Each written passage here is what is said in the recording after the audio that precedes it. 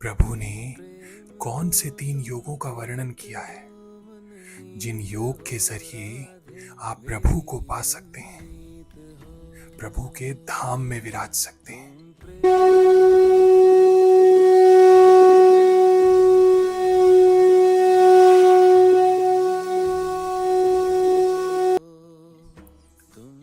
Radhe Radhe. Welcome back to Radha Rani का जादू। क्या आप जानते हैं प्रभु ने कौन से 3 योगों का वर्णन किया है जिन योग के जरिए आप प्रभु को पा सकते हैं, प्रभु के धाम में विराज सकते हैं? चलिए मैं आपको बताता हूं। प्रभु ने 3 तरह के योगों का वर्णन किया है: कर्म योग, ज्ञान योग और भक्ति योग। कर्म योग का अर्थ है अपने स्थूल शरीर, सूक्ष्म शरीर और ये जो कारण शरीर है जिसकी वजह से संसार में सब कुछ होता है, इस शरीर को दूसरों की सेवा में समर्पित करना, ये कहलाता है कर्म योग। उसके बाद आता है ज्ञान योग।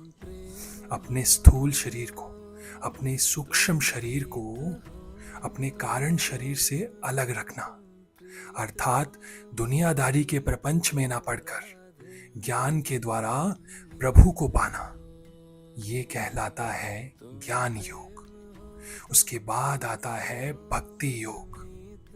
भक्ति योग का अर्थ है खुद को प्रभु को समर्पित कर देना। अब इन तीनों योगों को करने के लिए प्रभु ने 3 शक्तियां दी हैं और पहली शक्ति है कर्म करने की शक्ति, दूसरी शक्ति है जानने की शक्ति और तीसरी और आखिरी शक्ति है मानने की शक्ति। राधे राधे। जिस इंसान में कर्म करने की शक्ति होती है वो कर्म योगी कहलाता है। जिसमें जानने की शक्ति होती है, जिसमें जानने की जिज्ञासा होती है, प्रभु को मानने की, जानने की जिज्ञासा होती है, उसे ज्ञान योगी कहा जाता है। और जिसे प्रभु को मानने की शक्ति होती है, जो प्रभु को मानता है, जो मानता है कि हर छोटे से छोटे जीव से लेकर बड़े से बड़े जीव तक प्रभु है, वो भक्ति योगी की श्रेणी में आता है। इसीलिए इंसान को अगर प्रभु को पाना है तो उसे कर्म योग, ज्ञान योग और भक्ति योग से होकर गुजरना होता है। राधे।